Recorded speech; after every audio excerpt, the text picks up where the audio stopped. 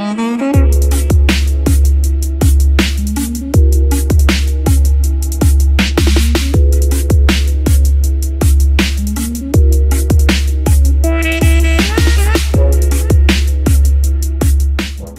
à tous, bienvenue chez Upset Media.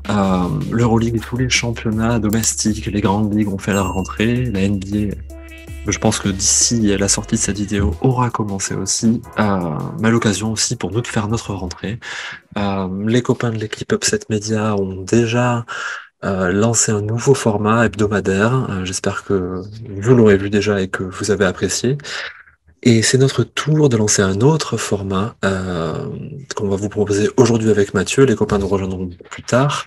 Un format mensuel qui va venir décortiquer un petit peu l'Euroleague, mais autour de concepts, d'idées, de réflexions. Ce nouveau concept s'appelle Pick and Talk. Voilà, donc on est là, on est à l'apéro, on discute et on balance des sujets. L'idée, ce sera de pouvoir vous permettre de comprendre un petit peu ce qui se passe en Euroleague, les concepts, les tendances, etc., sans être trop exhaustif non plus. Et aujourd'hui, pour m'accompagner, pour disséquer un petit peu la thématique que l'on a souhaité de vous présenter, Mathieu. Salut Mathieu. Salut tout le monde, salut Olive. J'espère que tu es en forme pour cette grande première. Je dois t'avouer, on en discutait en off, on va vous l'avouer aussi, on est un petit peu, c'est un épisode pilote, hein, donc on attend évidemment la validation de vous auditeurs et puis d'un jury d'experts. Très très très content de se lancer sur ce sujet dont on discute depuis un petit moment. Je te propose d'entrer directement dans le vif du sujet. Vous n'avez pas été sans remarquer les dernières discussions et le buzz autour de ce qui s'est passé entre Draymond Green, donc l'intérieur des Warriors, et son coéquipier Jordan Poole, qu'on félicite d'ailleurs pour la signature de son contrat il y a 2 jours, 140 millions, il me semble, c'est intéressant. C'est pas trop mal. C'est honnête pour un joueur en 18-3-3, c'est plutôt pas mal, mais bon, passons, c'est pas un épisode sur les contrats aujourd'hui. Draymond Green, avant d'être ce personnage sulfureux que l'on sait, c'est avant tout un défenseur all-time, on peut dire ça? Ah, complètement. Défenseur élite, aujourd'hui une référence en NBA.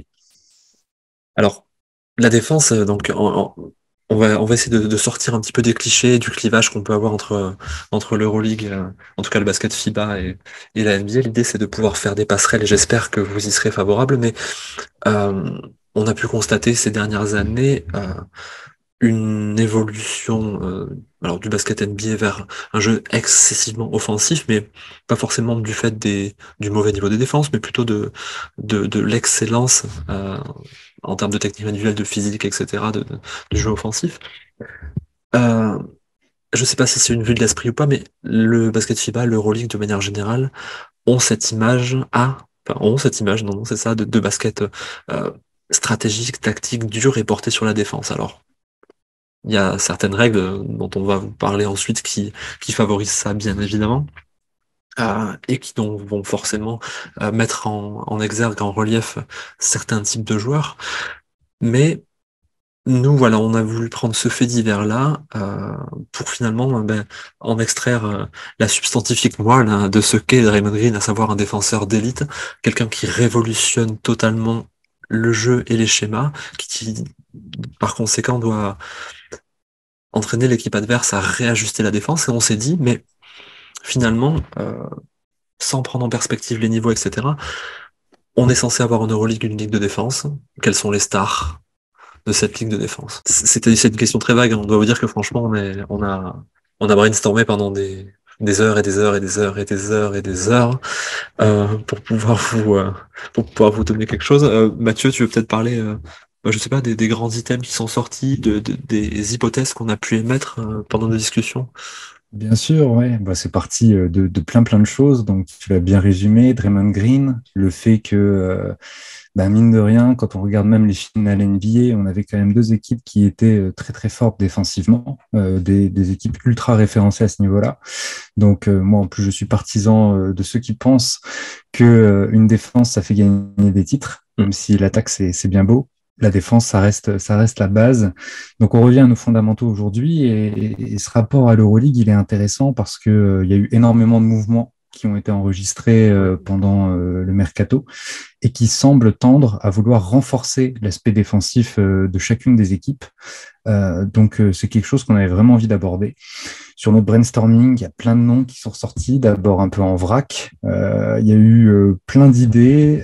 Derrière, on s'est posé ensuite la question de savoir comment on pourrait catégoriser ces différents profils et essayer un petit peu, dans une dimension théorique, de les développer pour mieux les comprendre et finalement savoir quels sont les différents moyens de construire une défense et avec quel profil de défenseur.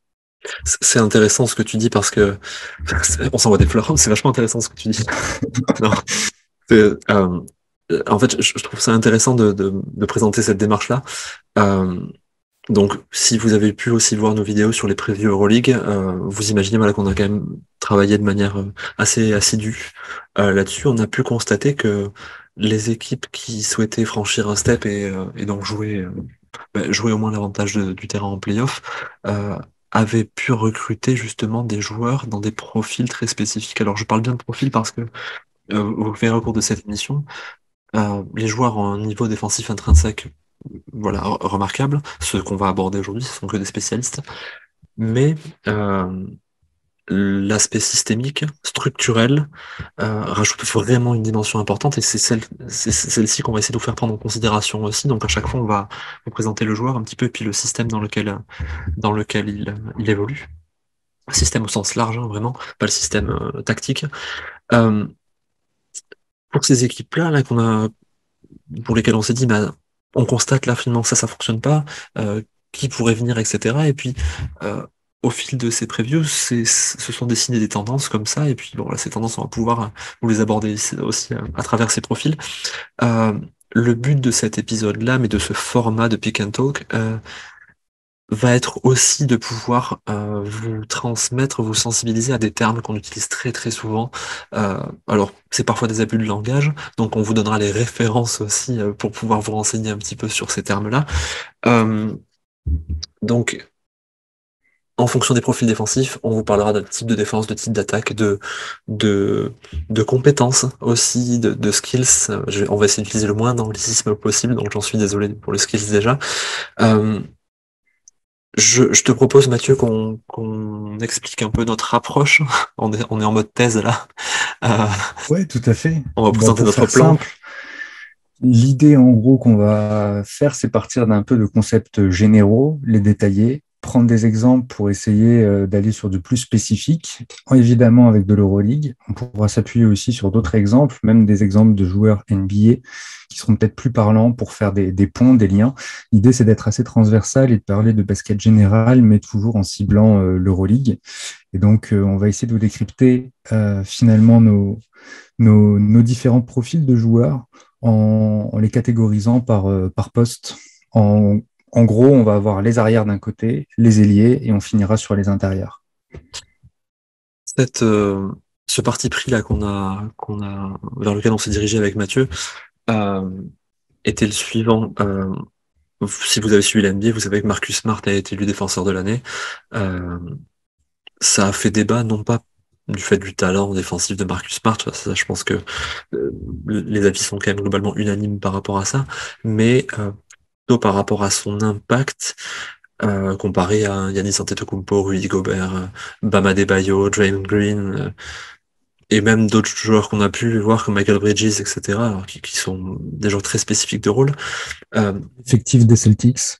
L'ensemble de l'effectif des Celtics, mais qui est voilà, systémique, hein, puisque enfin, on va pas les citer tous, mais on vous renvoie d'ailleurs, j'en profite, ça va être le premier shout-out, mais on vous renvoie à l'émission de Guillaume du Basket Lab, les émissions sur le low man, sur les trophées défensifs, qui vous permettront un petit peu d'étayer aussi, si vous ne l'avez pas déjà écouté, l'émission qu'on va vous proposer aujourd'hui.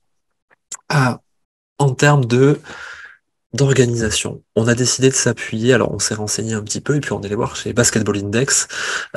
Basketball Index, donc c'est un site de référencement des terminologies, de statistiques, etc. sur le basket, NBA favoritairement, mais cette approche des concepts, euh, défensifs notamment, est assez exhaustif chez eux. Ils ont défini 12 types, 12 archétypes de défenseurs. Alors on les a pas tous pris, on les a repris à notre sauce parce qu'on est des gros plagiaires. Euh, Et donc, comme tu disais Mathieu, on a décidé de fonctionner avec des arrières, des ailiers et des intérieurs. Euh, Moi, je propose qu'on commence par les intérieurs, une fois n'est pas coutume, euh, plutôt que de définir un type d'intérieur, puisque ben, tous les typiquement Rudy Gobert ne va pas défendre comme Mamad Adebayo. Alors Ford, dans une même équipe, ne va pas défendre comme Robert Williams, et Giannis Antetokounmpo ne va pas défendre comme Brook Lopez. Pour autant, ils ont tous une importance systémique. Et en Euroleague, évidemment, du fait de la présence, enfin de l'absence des 3 secondes défensives, vous imaginez bien que certains types de joueurs ont une importance radicale. Euh, et donc, on a défini 2 catégories. Donc, une qui est bah, celle très standard, très traditionnelle des protecteurs d'arceaux, les rim protecteurs. Voilà. Et les autres, hein, qu'on a définis comme hybrides, on s'est pas fait chier, hein, on a mis tout dedans. Donc, hybride, c'est débrouillez-vous. Si on devait faire des parallèles avant d'attaquer nos joueurs, un défenseur hybride en NBA, c'est vraiment un Bam Adebayo. Du fait de sa capacité à switcher, son intelligence de jeu aussi, sa capacité à encaisser le bum, suivre les joueurs, et ainsi de suite. Et alors, protecteur d'arceau, Mathieu. Protecteur d'arceau, Rudy Gobert pour être chauvin. Ouais. Rudy Gobert, donc le principe du protecteur d'arceau, c'est celui qui va en fait couvrir le cercle, plus généralement la raquette. C'est souvent des joueurs de grande taille, grande envergure, qui ont une capacité de dissuasion et d'intimidation pour repousser les assauts adverses. Alors, est-ce que c'est pas l'occasion de parler des 2 grands principes de défense que l'on retrouve à ce jour, donc le drop et le edge. Alors, tu veux en dire un mot ou je me lance? Vas-y, je te laisse. Alors, pour faire très très simple, non. Évidemment qu'il y a 1000 autres manières de voir les choses, mais on va parler de ces 2 types de défense-là. Le drop, vous le voyez de manière caricaturale, c'est lorsque le protecteur d'arceau, donc l'élément le plus dissuasif du système défensif, vient se décaler, en général à partir de la ligne des lancers francs, et descend pour accompagner le mouvement de l'équipe qui attaque. Donc c'est un joueur qui ne va pas sortir et rester au périmètre. Il va venir protéger et l'entrée dans la raquette et l'accès au cercle. Et en général le dunker spot, sauf quand vous êtes le Barça de la saison dernière et de la saison d'avant. Mais en tout cas, voilà, ce joueur-là va venir, donc comme Rudy Gobert justement, protéger l'accès à la raquette, ce qui va pas l'empêcher, des fois sur des changements, sur des switches, de venir contenir évidemment la descente du joueur qui irait vers le panier. Mais voilà, le drop, l'idée c'est justement cette goutte, ce joueur qui vient se décrocher. Euh, le système antagoniste, je dirais, c'est le edge. Donc, le edge, c'est la haie. Vous imaginez bien ce que c'est. Donc l'idée du edge, c'est que justement ce défenseur-là qui viendrait assurer normalement le drop, là, il va venir fermer de manière agressive l'accès à la raquette. Et très souvent sur le edge est caractérisé très souvent, alors soit par un ice, donc le ice, c'est-à-dire que chaque défenseur reste à sa place, peu ou prou, dans une idée de dynamique, enfin pour fermer l'accès total. Et l'autre, c'est le switch all, donc comme son nom l'indique, on change à chaque fois, ou quasiment à chaque fois. Donc, dans les joueurs qu'on va aborder aujourd'hui, les hybrides permettent bien sûr de la protection de cercle, mais vont aller essentiellement vers du switch all et donc vers du edge. Les protecteurs d'arceau, le système de base, c'est le drop. Voilà, j'espère que je vous ai pas trop perdu par rapport à ça, j'ai essayé d'être assez clair. Euh, on C'est a essayé... parfait. Merci. On a essayé donc alors, on avait d'abord fait une liste assez exhaustive des protecteurs d'arceau. Euh, ce qu'on peut faire, là, on a la liste tous les deux sous les yeux. On peut juste parler des joueurs qui ont bougé d'équipe pour venir renforcer justement le système défensif de leur équipe. Et après, on essaiera de se faire un petit top 3 consensuel. Je sais pas si ça te tente, ça. C'est très bien, c'est très bien. Donc on pourrait commencer avec Yann Vezeli, qui arrive par exemple au FC Barcelone. Ouais. Donc Ah là, oui. on a un premier exemple d'intérieur qui effectivement vient renforcer l'effectif catalan dans un profil a priori plutôt de rim protector, donc de protecteur de cercle. On aura l'occasion d'en reparler. Au niveau des mouvements, Alex Poitres, Maccabi également, Ouais. Et Josh Nebo. donc, et Josh Nebo. Donc là aussi, 2 joueurs qui arrivent. Ismaël Bako qui arrive du côté de la Virtus. Qu'est-ce qu'on a eu d'autre comme mouvement? Joel Bolomboy. Joel Bolomboy ouais, à l'Olympiakos. Euh, on a John Brown, The Third, qui débarque à Monaco. On a Motley également du côté du Fenerbahçe. Euh, Jordan Maikey qui arrive à la Virtus. Et on a aussi Yves Pons du côté de l'Asvel. Et Achille Et je Polonara. crois qu'on n'est pas trop mal. Et Et Achille Achille Polonara, du ouais, côté à de l'Anadolu. l'Anadolu. Euh, Mm. Vous avez vu, donc, ce listing-là, alors vous n'avez pas la liste sous les yeux, mais il y a eu énormément de mouvements dans les joueurs qu'on a sélectionnés, ce qui montre vraiment la valeur structurelle importante de justement ces défenseurs d'élite dans la raquette. Alors, bah, évidemment, on fait des spécificités de l'Euroleague, mais je, je- un garçon comme Vesely, t'en parlais, hein, mais c'est vrai qu'on va forcément en discuter un petit peu. Yann Vesely, c'est un garçon qui est protecteur d'arceau, mais qui peut, du fait de capacités athlétiques et un QI basket énorme, justement, proposer d'autres choses. En tout cas, ce qu'on constate globalement dans les arrivées, c'est que on a des équipes comme le Barça, le Maccabi, avec beaucoup d'ambition, hein, l'Olympiakos, la Virtus, l'Anadolu, Monaco, le Fener. Donc, les mouvements qu'il y a pu avoir sur les défenseurs d'élite dans la raquette, ils se font vers des équipes qui veulent jouer le titre, hein. Donc, on abordera après les ailiers et les arrières, mais ça illustre un petit peu la thèse qu'on essaie de défendre, c'est que vraiment, une assise défensive importante dans une configuration FIBA Euroleague, c'est quelque chose d'ultra important. Alors voilà, on vous a cité des noms en vrac. Euh, Bah, on avait décidé de faire un top 3 par profil. On peut étendre allez, un top 3 plus mention. Euh, je te propose de faire les protecteurs à Tarso juste en premier, bah, puis on va citer trois noms et essayer de les départager entre nous. Les hybrides, on en parlera un petit peu après parce qu'il y a des spécificités quand même, hein, sur ce profil-là. Tu veux te lancer sur les protecteurs d'Arceau? Moi, je peux déjà t'en citer un, ouais. Bah, peut-être l'un des meilleurs protecteurs de cercle, si ce n'est le meilleur à mon sens. Il s'agit de Walter Tavares, qui est justement la démonstration parfaite de la capacité ce type d'intérieur va avoir à faire plafonner une équipe. Le Real Madrid a une défense qui est quasi entièrement construite autour de ce joueur-là, qui mesure plus de 2,20 m, qui a une envergure monstrueuse, qui va justement jouer le drop, comme tu l'expliquais très bien, avec ce côté un peu flottant, cette capacité à venir en second rideau, à pouvoir couvrir et véritablement protéger le cercle. C'est un joueur qui est élite et qui s'est construit là-dessus à la base. Alors après, il a développé aussi tout un arsenal offensif, c'est venu derrière et c'est ce qui fait qu'aujourd'hui, il est considéré comme l'un des meilleurs joueurs en Euroleague. Il a toujours un potentiel prétendant au MVP, mais clairement, sa défense, c'est son gros point fort. C'est important de s'arrêter un petit peu là-dessus, hein. C'est un joueur qui donc euh, postule pour être MVP en étant à 70% un défenseur. Euh, Imaginez si Rudy Gobert pouvait concourir pour le titre de MVP en NBA. On est sur ce paradigme-là. Donc vraiment, c'est pour illustrer. Alors, si vous suivez la NBA justement et que vous suivez pas l'Euroleague, Walter Tavares, vous l'avez vu passer à Atlanta péniblement. Je pense qu'il avait de grosses difficultés à ce moment-là, mais ne serait-ce qu'à percevoir les limites de son corps. Euh, Maintenant, ça fait 6 ans, je crois qu'il est au Real Madrid. Euh, c'est un joueur référencé qui a fait des efforts énormes sur la dimension physique aussi, mais sur les déplacements, sur l'intelligence de jeu, etc. Euh, le Real Madrid est allé en finale avec lui, il a gagné l'Euroleague. Bon, c'est vraiment, c'est ce qui se rapproche, le prototype qui se rapproche le plus d'un Rudy Gobert en Euroleague. D'ailleurs, si vous voyez le Real Madrid, donc avec son système défensif d'élite aussi, mais ce dont je vous parlais sur le drop tout à l'heure, c'est vraiment quelque chose qui saute aux yeux lorsqu'on le voit. Donc Eddie Tavares, je te rejoins forcément sur ce nom-là.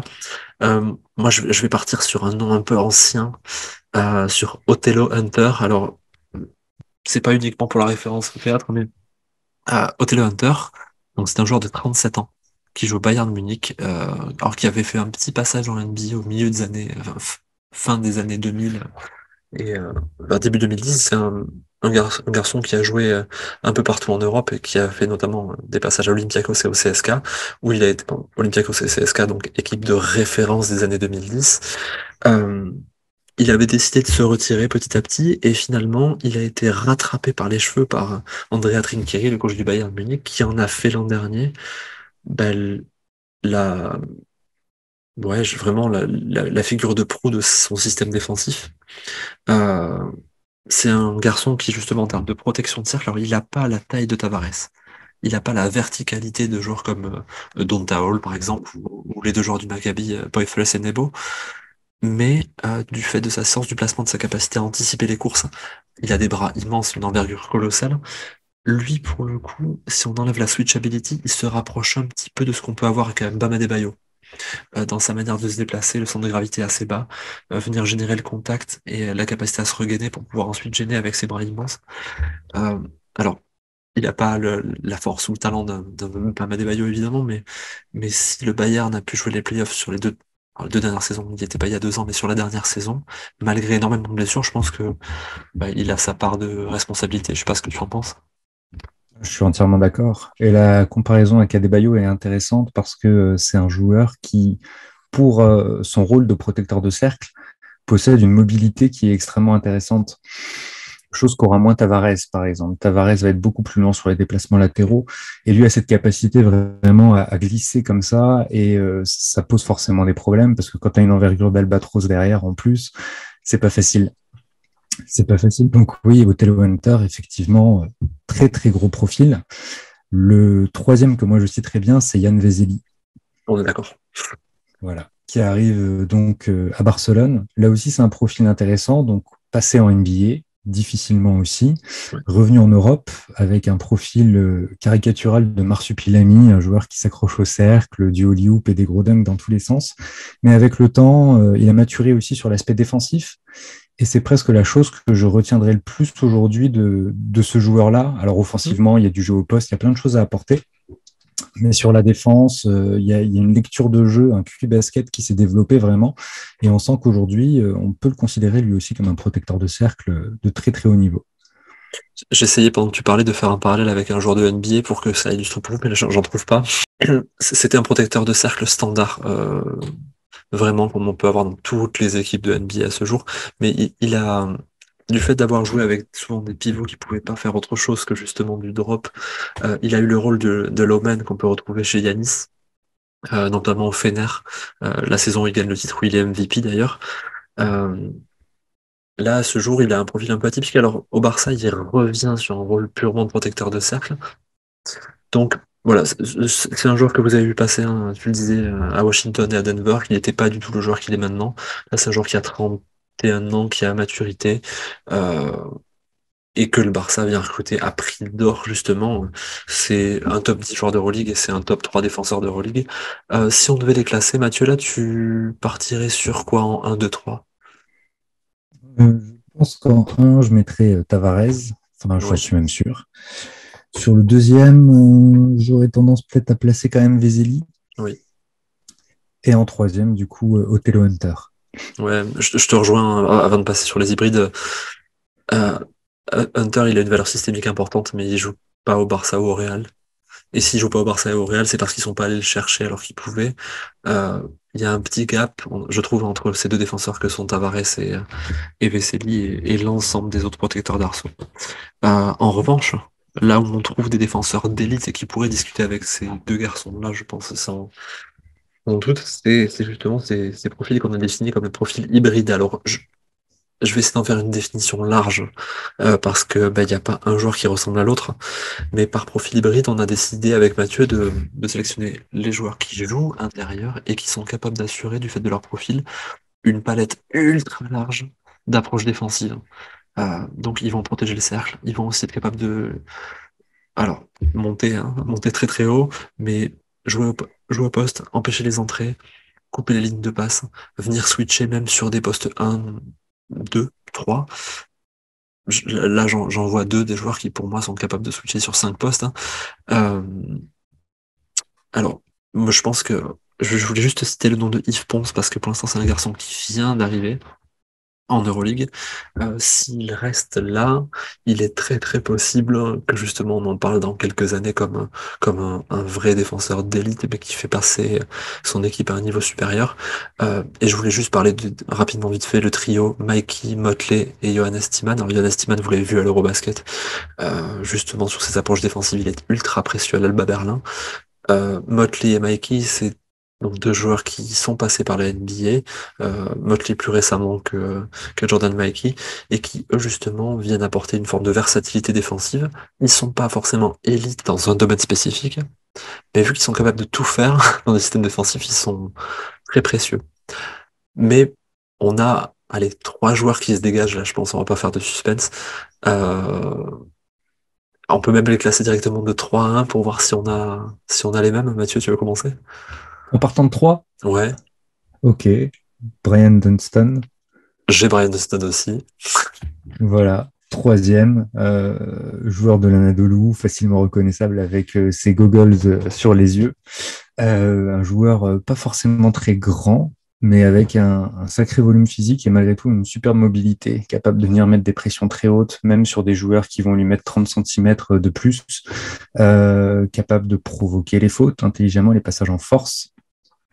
C'est un joueur qui est ultra référencé, plus tout jeune, mais avec beaucoup de talent. Forcément, il fait un peu penser à Lord du côté des Boston Celtics. Alors sur l'aspect défensif, hein, pas offensif, c'est pas un joueur qui va faire des tirs à 3 points en pick and pop, mais défensivement, on est vraiment là-dedans. Euh, alors Ford, moi vraiment, ça m'évoque ça, c'est-à-dire que il a une capacité à encaisser le bump, alors qu'il a plus la verticalité qu'il pouvait avoir avant. Dunston, avant, c'était un joueur qui montait au plafond, mais là, vraiment, personne ne peut l'enfoncer. C'est assez impressionnant. Il a une envergure dingue, et puis il se sert très bien de ses mains, il a des mains actives, il tourne bien son corps quand il faut. Et de toute façon, donc il est à l'Anadolu. L'Anadolu a recruté d'autres pivots pour pouvoir proposer d'autres choses, parce que Dunston, ça fait quand même 4 ans qu'on pense à le remplacer à l'Anadolu, et à chaque fois, il gagne le titre, et c'est lui qui, alors, dans Danny Tiber Place, fournit une prestation offensive incroyable en finale, mais Dunston est vraiment la figure de proue défensive de cette équipe de l'Anadolu. Euh, alors, moi je suis bien embêté parce que euh, en 2 et un, alors allez, je tranche. En deux, je décide de placer un joueur qui, pour moi, sera ou est intrinsèquement le meilleur défenseur, mais à ce jour, il manque de référence sur la durée en Euroleague, puisque c'est que sa deuxième saison. C'est John Brown III, donc le poste 3, 4, 5 de Monaco, passé par l'Unix Kazan la saison dernière. Profil ultra atypique. Euh, Lui, ce serait un peu le Draymond Green de l'Euroleague. Alors sans la densité physique qu'on va retrouver chez l'autre joueur qu'on a classé en 1. Si vous le connaissez pas, c'est un joueur qui doit faire 2 mètres à peu près, qui est assez léger. On a l'impression de voir un élastique. Il a un sens de l'anticipation qui est juste sensationnel. Il a une lecture des situations avant qu'elles n'arrivent, qui lui permet de prendre l'avantage systématiquement, mais systématiquement sur n'importe quel attaquant. Euh, Là, on est tout au début de la saison. Monaco a joué 2 matchs en Euroleague. Les deux sont gagnés contre la Virtus et l'Anadolu Efes Istanbul. Et dans les deux matchs, il a un rôle enfin, décisif. Décisif. Moi, je pense que sa valeur défensive, elle est inestimable. Elle est en cours de découverte. Il est brut encore comme joueur, mais il a une intelligence qui le place tout de suite au-dessus d'un petit peu tout le monde. Et encore une fois, je le précise, moi, si je le passe pas premier, c'est par rapport au curriculum vitae de son concurrent. Je te rejoins là-dessus. C'est vrai que de cœur, j'aurais probablement placé numéro un, mais effectivement, il manque encore un petit peu de CV. Malgré tout, c'est un joueur qui est extraordinaire. Donc là, vous avez vraiment le Draymond Green façon Euroleague, avec une capacité de switcher littéralement sur tous les postes. Effectivement, sur le jeu d'attaque, il va plus être dans une configuration d'ailier, mais il peut tout à fait jouer pivot en fait sur les actions défensives. C'est un joueur qui est incroyable dans le sens d'anticipation, dans l'énergie aussi qu'il dégage, parce qu'il y a aussi ce côté un peu visuel. C'est idiot, mais dans la défense, c'est très important de sentir que le mec est robuste et qu'il y croit et est capable de porter beaucoup de responsabilités défensives. Et je pense que Monaco a réalisé un coup parfait avec ce joueur-là, qui va encore apporter une bonne dose d'athlétisme dans cette équipe. Alors, bon, je pense qu'on a fait un petit peu le tour de... Ah bah non, le premier, ah, ah, ah. C'était Quand tellement même, évident. C'était tellement tellement évident. Ouais, essentiel et inoubliable. Donc, le premier, c'est le pivot de l'Olympia Milano, Kyle Hines. Donc, passé par l'Olympiakos, où il a gagné l'Euroleague, et passé par le CSKA, où il a gagné l'Euroleague. Donc, passé par Milan. Il a été défenseur de l'année dans chacune des équipes dans lesquelles il est passé en Euroleague. À part à Bros, Bamberg, mais ça c'était il y a très très longtemps. Donc, c'est un joueur qui a 36 ans, qui fait un 98. Passé par la fac de Greenboro, si je me plante pas, dans laquelle il jouait poste 2. Ça date un petit peu. C'est fou. C'est fou. Il est l'illustration aussi de l'évolution du jeu et il est aussi le contre-exemple de ces grands pivots à la mode européenne de 2,20 m puisque bah, il fait pas 2 mètres. Pour autant, il a toujours été présent dans des équipes qui gagnent et dont il est garant de l'assise défensive. Euh, alors, il vieillit. Il a moins cette capacité à switcher sur tous les postes, mais je pense qu'il switch quand même du 2 au 5 sans problème. Si vous suivez un peu l'Euroleague, vous avez peut-être vu sa capacité à monter très très haut et le bloc qu'il a mis sur Youssouf Afal, qui pensait mettre son petit panier tranquille, et donc bah, il a la tête au cercle, en fait, tout simplement. Un joueur qui n'a pas une envergure dingue pourtant, mais juste un sens de l'anticipation, une prise d'appui exceptionnelle. Lui aussi, une capacité à anticiper le choc juste avant. Il oriente le joueur juste avec ce haut de son corps. Enfin, il faut le voir pour le croire. Je vous encourage à regarder les matchs de Milan. C'est dire. Et un petit mot justement par rapport à lui, c'est alors, je vous envoie vers un article de Basket News qui décrit justement les meilleurs défenseurs statistiques de Euroleague sur les 2 dernières saisons. Et dans ces défenseurs, on cite Nicolo Melli. Alors Nicolo Melli, qui est le partenaire d'équipe de Kyle Hines, et qui statistiquement brille sur à bien des égards. Euh, eh bien, ma théorie, c'est que Kyle Hines permet justement à Nicolo Melli de devenir un défenseur positif parce qu'il fait tout le taf systémique justement qui permet à Nicolo Melli d'être moins exposé sur l'accès au panier, sur absolument toutes les dimensions d'une défense. Donc, Ettore Messina, le coach de Milan, avait décidé de d'asseoir sa défense, d'asseoir son succès en tout cas sur la défense, et Kyle Hines c'est vraiment la pierre angulaire de cette défense-là. C'est Donc très bravo intéressant ce Kyle. que tu dis. Parce que effectivement, on peut comparer justement la valeur statistique et les bases statistiques sur lesquelles on peut s'appuyer entre de l'attaque et de la défense. On s'apercevra que pour parler d'attaque, on a des tas de références statistiques possibles, des analytics dans tous les sens. Défensivement, on en a assez peu. Et malheureusement, le joueur qui fera le plus de stats n'est pas forcément celui qui devrait être récompensé parce que souvent, c'est un joueur un peu plus caché de l'ombre qui va pouvoir faire de grosses choses. Et je conclurai juste sur Kyle Hines en disant que c'était un profil vraiment atypique quand il est débarqué en Euroleague sur ce poste de pivot.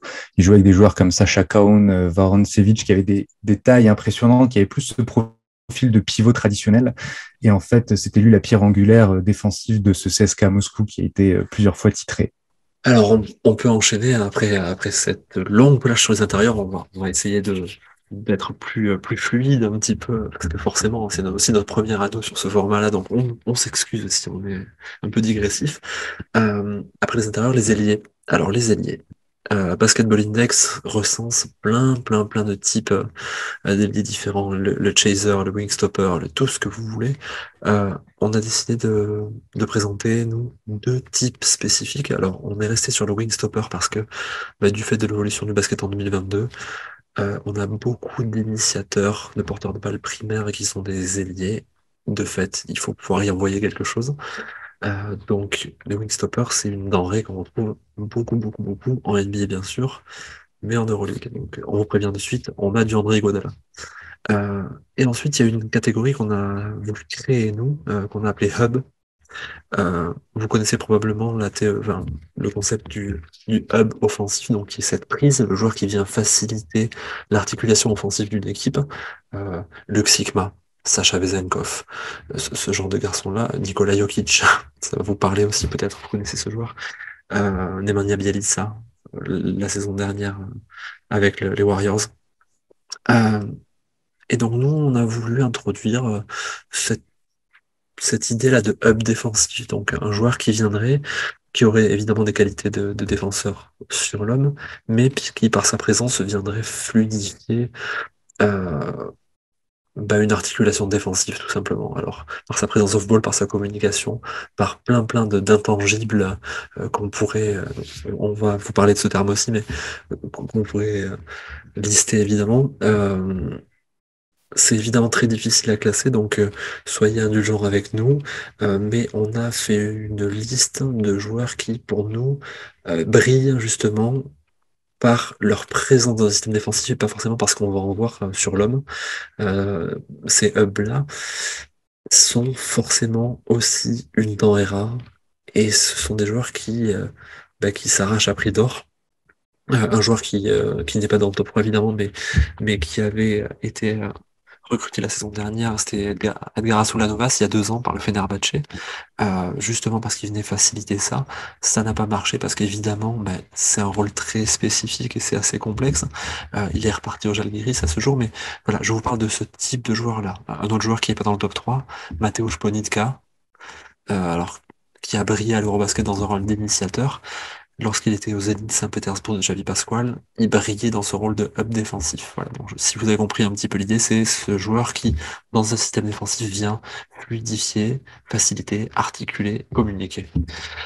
Euh, on fait un petit cocorico vers notre joueur de l'Asvel, qui est pas dans le top 3, mais qui est à la limite. Mathieu. Oui, bien sûr. Joueur de l'Asvel, bien connu des supporters villeurbanais, David Laïti. David Lighting, grosse référence du basket, qui effectivement peut prétendre à ce rôle de hub, ce joueur un peu mobile. On parlait tout à l'heure, je rebondis sur le côté intérieur, où on avait parlé aussi de toute la masse de transferts de joueurs qu'il y avait eu. Et là, on retrouve un peu la même chose aussi. Et on a notamment Ioannis Papapetrou, qui Ouais, débarque aussi du côté du Partizan, avec ce profil de joueur un peu hub. ouais, mais Nigel Ice Davis, hein, qui quitte le Barça pour rejoindre le Fenerbahçe de Dimitri Sitoudis. Euh, et puis bon, on va pas vous spoiler parce que il est possible que le premier de notre classement ait également changé d'équipe. Euh, En tout cas, ce qu'on remarque chez ce panel de joueurs de Hubs, c'est que, à l'exception peut-être d'Alpha Diallo, qui joue ce rôle avec un jeune joueur, les autres sont des joueurs très expérimentés, référencés en Euroleague. Les Papas Petrou, les Ulanovas, les Deck, les Ponitka, les Laeti, et autres. Euh, et il est très délicat et forcément très subjectif de les classer parce que la valeur elle est systémique, structurelle, et donc il repose aussi sur la valeur et l'investissement des autres joueurs. Même si investissement, c'est pas le mot, parce qu'il suffit pas d'être investi pour être un bon défenseur, mais en tout cas, voilà, nous, on a voulu sortir 3 noms qui, pour nous, illustraient le mieux cette idée un petit peu nouvelle de hub. Je sais pas, tu veux peut-être commencer par le numéro 3. Ouais, bien sûr. Donc, il est grec. Il s'agit de et c'est pas Petrou, c'est Papa Nicolaou. Papa Nicolaou, joueur ultra référencé en Euroleague, qui s'est vraiment, je trouve, développé dans ce profil de hub depuis son retour en Grèce avec l'Olympiakos. Et ça fait des années, en fait, qu'il fait ça. Donc, c'est un garçon. En fait, il faudrait vraiment se concentrer dessus en regardant un match pour s'apercevoir de tout ce travail défensif. C'est un peu un gars de l'ombre, pour le coup. Et c'est aussi pour ça qu'on a défini ce terme hub pour parler de toute cette diversité dans le panel défensif. Et c'est un joueur qui va être très bon sur l'homme à homme, qui peut aussi défendre sur du off-ball, qui peut venir faire des aides à l'intérieur si jamais il y a du jeu au poste. Il est ultra complet, très très très performant là-dessus. Et on est vraiment sur le profil du joueur qu'on qualifiera 3&D pour reprendre un terme bien connu des amateurs de basket NBA. Il a ce tir à 3 points et après, c'est ce travail défensif qui apporte le liant dans les systèmes de jeu de l'Olympiakos. Kostas Papagiannoglou, si on veut faire une comparaison avec un joueur actuel, on se rapproche de ce que propose Michael Bridges aux Suns. Ouais, Voilà, avec cette longueur de bras importante, plutôt que de passer derrière les écrans, il va venir gêner avec son bras pour empêcher le dribble ou la transmission de balle. Voilà, on a ce joueur-là. Alors, c'est le numéro 3, mais il y a son pendant à l'Olympiakos qui est Sacha Vezenkov, donc qui est l'autre forward, plutôt sur un poste 4. Euh, on a déjà abordé tout à l'heure le terme de low man. Sacha Vezenkov et Kostas Papanikolaou peuvent en alternance avoir ce rôle du low man lorsque le système défensif de l'Olympiakos est donc un drop avec Mustapha Fall dans la raquette. Vous verrez souvent Vezenkov dézonner et venir complémenter finalement la défense de Fall, l'aspect dissuasif de Fall, grâce à leurs bras, grâce à leur sens de l'anticipation. Donc voilà, Vezenkov, Papanicolaou, c'est les deux faces d'une même pièce, l'un plus brillant que l'autre offensivement et l'autre plus brillant défensivement, bien sûr. Mais voilà, Papanicolaou, si l'Olympiakos est aussi fort défensivement, c'est certainement aussi grâce à l'importance de son rôle de hub dans ce système défensif. Euh, un autre joueur qui brille offensivement et défensivement dans son équipe, on a déjà parlé de son équipe, hein, c'est pas un hasard, c'est Vladimir Lucic. Donc voilà, poste 3 serbe, référencé en Euroleague aussi, hein, il y est depuis bien longtemps, il est titulaire avec l'équipe de Serbie, vous l'avez vu hein, très certainement.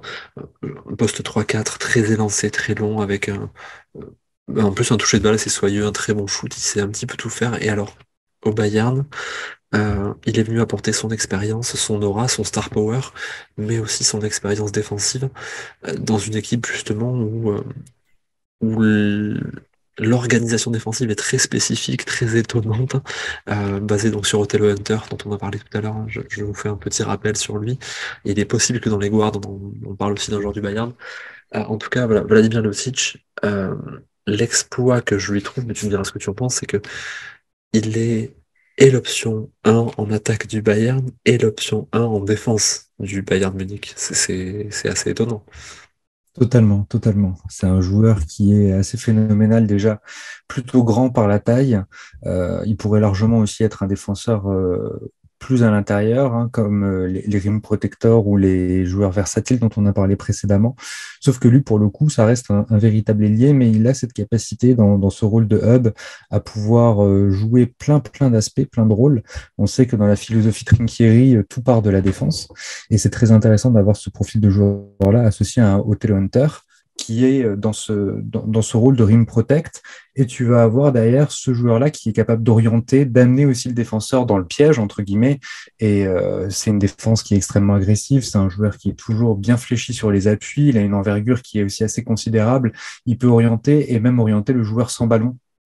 Et du coup, il est absolument parfait dans ce rôle-là. On est là aussi sur un profil de two-way player extraordinaire.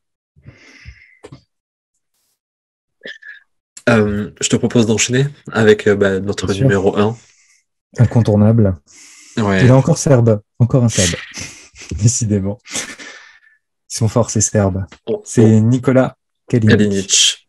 Ouais. Kalinic, Alors, arrivé à que- Barcelone. qui a aussi une tronche un peu particulière, hein, parce qu'on est avec Papa Nicolaou Lucic et Kalinic sur la quintessence même du style. J'en dis un petit mot vite fait, ensuite je te lance sur ce joueur. Alors, c'est un joueur, on va pas vous le cacher, hein, chez Upset Media, on l'aime, mais on l'aime d'amour. C'est un garçon de poste 3, pur poste 3. Par contre, hein, euh, pas trop de verticalité, il est pas très rapide, il est solide, mais il est pas très puissant. Pour autant, pour autant, et c'est pour ça qu'on l'a mis en hub justement, il a une intelligence et une versatilité défensive incroyable. C'est-à-dire que on aurait pu le mettre sur les wingstoppers aussi, on aurait pu le mettre sur le point of attack aussi. Il est capable de défendre au poste, euh, en ayant justement des appuis très très bas, un centre de gravité très bas aussi. Il encaisse le bump. Bah, c'est pas le même poste, mais si vous voyez un petit peu comment Marcus Smart est capable d'encaisser le contact du fait de son positionnement et de sa densité, Nikola Kalinic, c'est un peu ce style-là. Il est sur un profil très anachronique, puisque alors là, pour le coup, en NBA, j'ai du mal à trouver un profil de ce type-là. Euh, c'est un peu désuet. Comme, comme profil, c'est un joueur spécialiste défensif. Il était passé par le Fenerbahçe où il avait brillé, il était passé par Valence, l'année où Valence avait été sensationnel en Euroleague mais n'avait pas réussi à aller en playoff.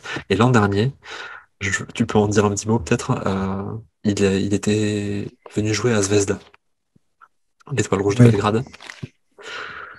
Et à Zvezda, il, il a été brillant, remarquable à tous les niveaux. Parce qu'en plus, il avait une responsabilité offensive qui était supérieure à ce qu'on avait pu voir de lui par le passé. Mais défensivement, c'était le maître. C'était clairement le maître de la défense. J'étais en train de réfléchir pendant que tu parlais à des profils comparables en NBA. Alors, sans le côté dirty, mais moi, il me fait un peu penser à Meta World Peace, à Ron Artest, oui. sur la défense, avec cette capacité à vraiment à moduler et à aller jouer là où il faut combler, que ce soit sur une ligne arrière, sur un secteur intérieur, et faire ce liant, encore une fois, Il l'amène très très bien. Et c'est clairement un joueur qui est élévateur de plancher dans ce qu'il va apporter parce que il apporte une base défensive qui est radicale. On l'a même vu sur des séquences avec la Serbie, dès qu'il rentre sur le terrain, ben, il y a du stop défensif, il y a du jeu de relance, ça crée pour les autres. Ouais. Et c'est par hasard d'ailleurs si le Barça là, qui s'est raté 2 saisons consécutives malgré un effectif pléthorique est venu le chercher comme premier recrutement. Euh, on en parlait entre nous, hein, enfin, et puis ça, tout le monde en a discuté tout l'été. Sa saison à Zvezda, c'est incroyable. Il a permis à cette équipe d'exister alors qu'on les voyait dans les tréfonds du classement. Euh, Tu parlais de son impact offensif, ça a été incroyable, mais il a, il était le système défensif de Zvezda, quoi. Enfin, il y avait quelques très bons joueurs, hein, j'exagère un petit peu, je caricature volontairement, mais c'est vraiment pour vous illustrer. Si le Barça est allé le chercher, c'est parce que c'est la pièce manquante du système, selon moi, hein. Si, en tout cas, si la réponse aux défaites de Barcelone est une problématique de système, ça c'est un autre débat. En tout cas, il va venir s'intercaler sur ce poste 3 euh, dans ce rôle de hub là et être capable de quasiment tout faire avec eux. Alors là, pour l'instant, c'est un peu poussif sur le début de saison parce que ben, il est très difficile de s'inclure dans les schémas de Saras Jasikevičius. Toujours est-il que on peut, je pense, à coup sûr s'avancer sur le fait qu'il apporte une plus-value incroyable. Donc, je récapitule, Kalinic en 1, Vladimir Lucic en 2, Kostas Papanicolaou en 3. Euh, L'autre catégorie, chez les ailiers, c'est quelque chose de beaucoup plus répandu, qu'on connaît bien, les wingstoppers. Euh, alors, quand on monte une équipe de basket, on en a tous un, hein, voilà, c'est un petit peu comme ça. Il y a des joueurs qui sont capables, à la Kawhi Leonard, d'assurer les deux. Donc, on a peut-être un peu volontairement mis de côté ces joueurs-là qui pouvaient assurer un petit peu les deux pour se concentrer sur les spécialistes défensifs, mais il mérite qu'on le cite, hein. Il y en a trois, mais il y en a surtout un auquel je pense beaucoup, c'est Will Clyburn, hein, qui vient de signer à l'Anadolu. Will Clyburn, qui avait été MVP du Final Four en 2019. Il était dans un rôle de spécialiste défensif quand même essentiellement. Enfin, il scorait bien sûr, mais il avait fait la saison comme ça. Donc voilà, Will Clyburn, il sera pas dans notre top 3, hein, spoiler, mais voilà, c'est un joueur extrêmement solide aussi en défense. Euh, Son ancien partenaire au CSK. Corey Higgins, incroyable, qu'on place du coup en troisième Ouais. de notre classement. Corey Higgins, superbe joueur, phénoménal. Donc là, on est vraiment sur un gros spécialiste défensif, mais qui pourrait aussi être un spécialiste offensif, hein. C'est un joueur qui a un vrai bagage en attaque.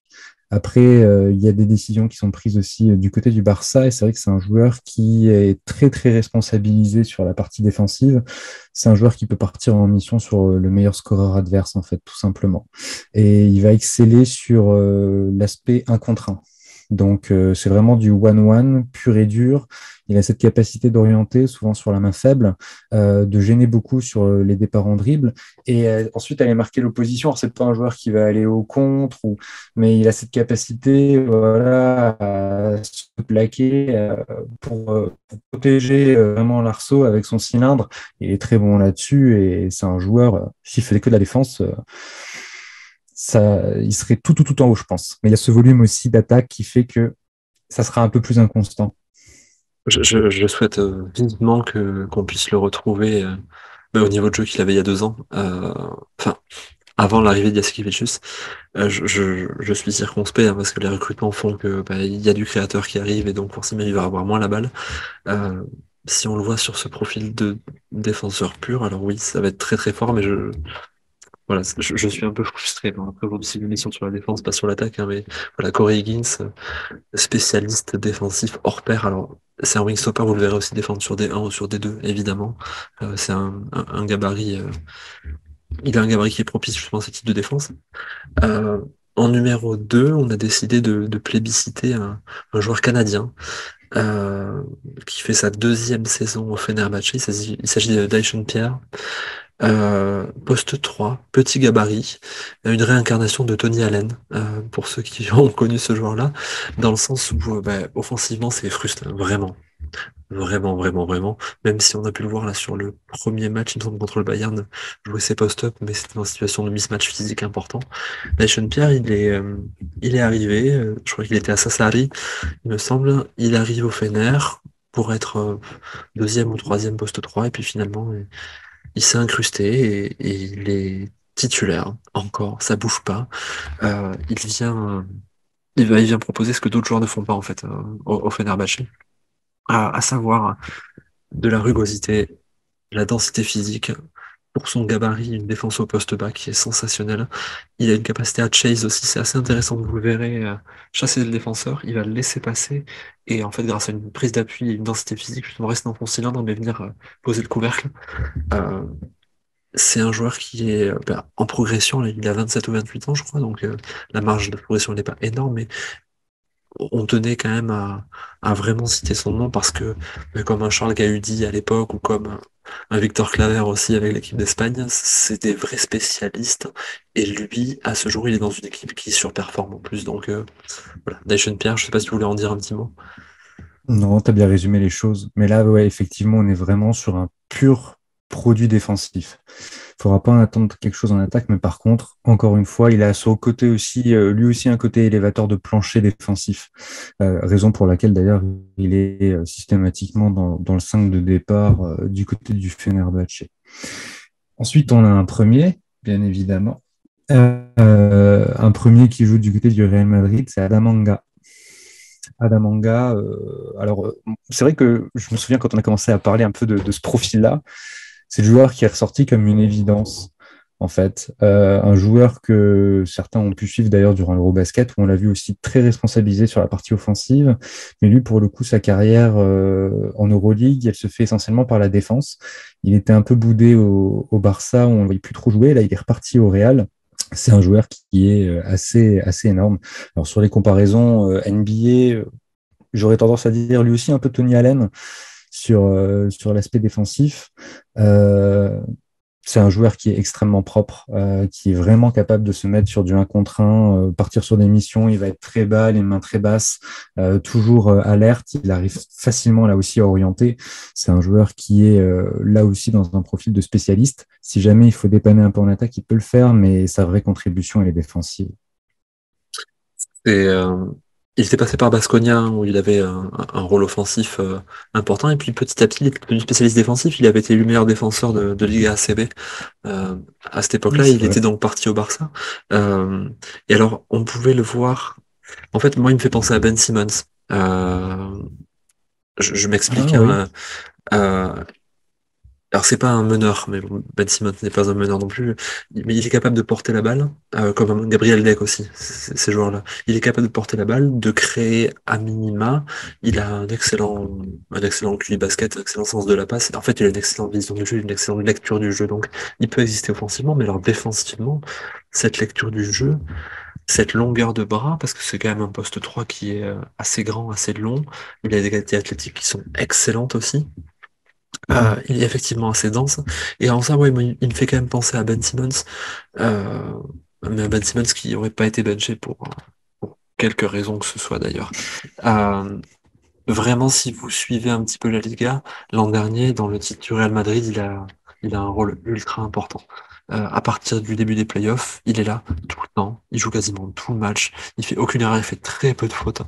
Euh, enfin, ouais, franchement, Adam Anga, il est hongrois, hein. Il est drafté par les Spurs il y a quelques années maintenant. Forcément, c'est pas une méga star, donc on en parle peu, et c'était l'occasion sur cette émission de pouvoir le citer un petit peu parce que il fait partie de ces défenseurs d'élite en Euroleague. J'y pensais rapidement là, mais on avait aussi on a réfléchi avec Mathieu juste quelques petits noms à citer comme ça qui sont pas en Euroleague avant de passer sur les Arias et qui sont des spécialistes défensifs que vous connaissez forcément. Euh, alors, on avait Nels Giffey, l'ailier allemand, hein, qu'on a pu voir pendant l'Eurobasket, qui était très très sympa, et un joueur qui est à ce jour free agent, qui est un poste 3-4 et qui a été double titré avec l'Anadolu, c'est Chris Singleton, qu'on devrait voir, je pense, sur les parquets d'Euroleague d'ici la fin de la saison. Et on avait pris deux Wingstoppers, tu peux peut-être les citer, Mathieu, parce qu'il y en a Ouais, forcément ouais, un qui bien va vous sûr. parler. Thierry Tarpé. Terry Tarpey, voilà, c'est tout frais, c'est récent. Il y a peut-être un biais de mémoire récente, mais je pense pas que.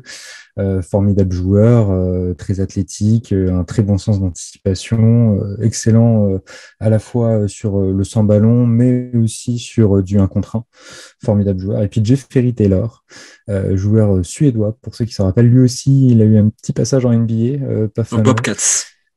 Au Bobcats, exactement. Ouais. Et derrière, un passage au Real Madrid où il a construit sa carrière uniquement sur sa base défensive, ou quasi uniquement.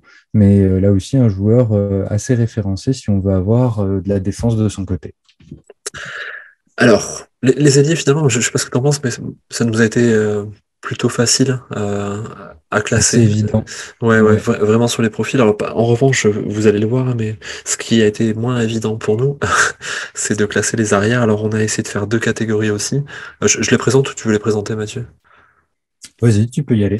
Alors, les termes de Basketball Index, c'est donc le point of attack, donc défenseur au point d'attaque. Donc, c'est le joueur qui va venir défendre le porteur de balle assez haut, aller le chasser. Donc, bah, en NBA, vous savez, Patrick Beverley, hein, je caricature, euh, parce que bon, il en étude aussi, mais voilà, un garçon comme Patrick Beverley, c'est un vrai défenseur sur le point of attack. Marcus Smart est un défenseur sur le point of attack, et autres, hein, il y en a un paquet. Gabe Vincent, excellent défenseur sur le point Le d'attaque bon avec aussi, le 8. et avec le Nigeria. Donc voilà, Kyle Lowry en a été un exceptionnel aussi. Donc voilà, ça c'était pour vous illustrer un petit peu ce que c'est le défenseur au point d'attaque. Alors évidemment, du fait de la nature défensive de l'Euroleague, même si ça évolue, euh, ben, il y en a énormément de ces profils-là. Et puisque ben, il y a une défense en Europe qui a tendance à se démocratiser, le côté off-ball des arrières en tout cas est moins important puisque bah, il y a ce hub, il y a la couverture défensive et donc le côté off-ball il est moins important. Donc on va plutôt avoir tendance à cacher les plus mauvais défenseurs, bah, pas sur le point d'attaque. Donc vous verrez qu'on a eu beaucoup de difficultés à les classer. Donc voilà, d'un côté point d'attaque et de l'autre côté on a classé le off-ball qui est un peu un fourre-tout. On a essayé d'y mettre vraiment les spécialistes défensifs qui pour nous n'étaient pas spécifiques point d'attaque. Donc vous serez indulgents, ça nous était très difficile et ça nous est toujours difficile. On a dû débriefer il y a 5 minutes, hein, vous êtes au courant de tout maintenant. Mais bon, on va commencer par les défenseurs au point d'attaque. Euh, je tenais à préciser en préambule que selon nous, on en a aussi beaucoup parlé en off, euh, certaines stars offensives de l'Euroleague sont capables d'être d'excellents défenseurs au point d'attaque, mais quand ils le décident. Si certains d'entre vous ont vu le match entre Monaco et Anadolu, Mike James a été, sur Will Clyburn, vraiment dans un rôle de défenseur au point d'attaque de plutôt bon niveau. Euh, Vasilij Micic est aussi tout à fait capable de tenir ce rôle-là. Lorenzo Brown, l'Espagnol d'Albacete, est capable de tenir ce rôle-là. Et Scottie Wilbekin, quoi qu'on en dise, est aussi capable de tenir ce rôle-là. Mais bien sûr, si je vous les cite, c'est que ben, on n'a pas décidé de retenir ces candidatures-là. En revanche, on n'a pas réussi à en prendre trois, on en a pris quatre. On a un peu triché. C'est vous dire à quel point c'était compliqué.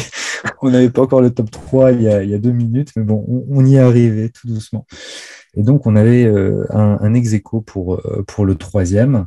J'ai commencé avec Daniel Hackett, joueur de la Virtus, joueur que j'adore à titre personnel. Une vraie référence en termes de point of attack, c'est un joueur qui a toujours été référencé sur ses attributs défensifs, sur cette qualité défensive.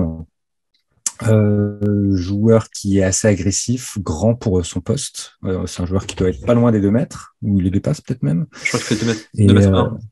ah oui, donc voilà. En plus, il a les dreads qui rajoutent un peu de volume.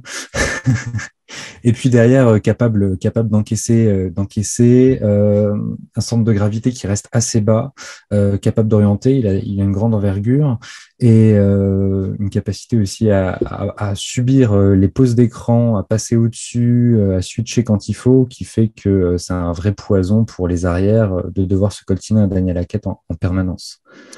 Je rectifie, 1m97, mais 2m8 d'envergure. Voilà, donc il fait pas 2 mètres 1, 2 mais mètres il 8 a... d'envergure. Ouais, mais toi, t'as compté les dreads, c'est pour ça. C'est ça. Ouais, je te rejoins sur Daniel Hackett. C'est un joueur alors qu'on avait pu voir sur des rôles offensifs, hein, au Montepaschi Siena. Il a été passé à Bamberg aussi, il avait eu ce rôle-là. Un petit passage à Milan. Euh, au début des années 2010, et puis derrière, voilà, longue période au CSK où il a gagné l'Euroleague dans un rôle majeur. Euh, Gaucher, me semble-t-il. Gaucher, je ne sais plus. Oui, je crois que c'est gaucher. Enfin, je vois tirer de la main gauche maintenant que tu le dis. Ouais, À bon, vérifier.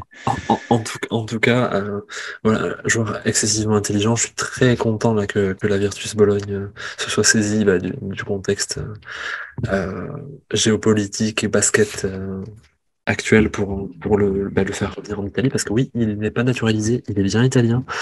Mm. Euh, voilà, il va venir apporter bah, vraiment ce dont ils avaient besoin, quoi. Alors, il a un élève, hein, Alessandro Paiola, à la Virtus qui vraiment va petit à petit adopter ce rôle-là. En tout cas, on est sur les dernières années de sa carrière, je pense, Daniel Hackett, mais on pouvait pas ne pas le citer dans une émission sur les spécialistes défensifs. Euh, Voilà. Sur la ligne arrière, c'est une référence pour moi un peu comme Kyle Hines en est une, par exemple, sur le secteur intérieur. Voilà, c'est un Ou Hotel joueur Hunter, tout à fait d'accord. ou Hotel Hunter. Voilà. Je suis tout à fait d'accord. Et alors, ex aequo, avec lui, ben, on a un joueur qui lui ressemble, moi je trouve énormément. Alors c'est pas vraiment un meneur, c'est plutôt un poste 2. C'est Nick Weiler-Babb, donc le allemand américain, donc le frère de Chris Babb, qui joue aussi en Europe. Donc joueur qu'on a pu voir à l'Eurobasket hein, pour ses premières sélections avec la Mannschaft. Joueur du Bayern Munich qui, lors de la première saison d'Andrea Trinchieri, était plutôt dans un profil porteur de balle, initiateur de second unit, avec somme toute plutôt pas mal de réussite au scoring. Et en fait, l'arrivée de Corey Walden, qui pourtant lui était plutôt spécialiste défensif, l'a fait basculer dans un rôle, alors d'abord en off-ball et puis ensuite défenseur de point d'attaque de très haut niveau. Euh, Dans les discussions des personnes qui peuvent parler un peu d'Euroleague sur les différents réseaux, il est systématiquement cité dans les All Defensive Teams. Ah, et physique, mais rapide. Excellente prise d'appui. Alors lui aussi, un des intangibles que je te laisserai définir après, de très haut niveau avec une capacité à réaxer ses hanches, à passer sous les écrans. Enfin, il est sensationnel. C'est un joueur que j'adore, je ne m'en cache pas. Euh, on fera un petit point ensuite hein, sur les équipes et du coup les dynamiques qu'ils ont du fait du nombre de spécialistes qu'on peut compter dans leurs effectifs. Mais voilà, Nico Elarbab, il est vraiment sur les arrières du Bayern Munich, une garantie, voilà, un coffre-fort défensif.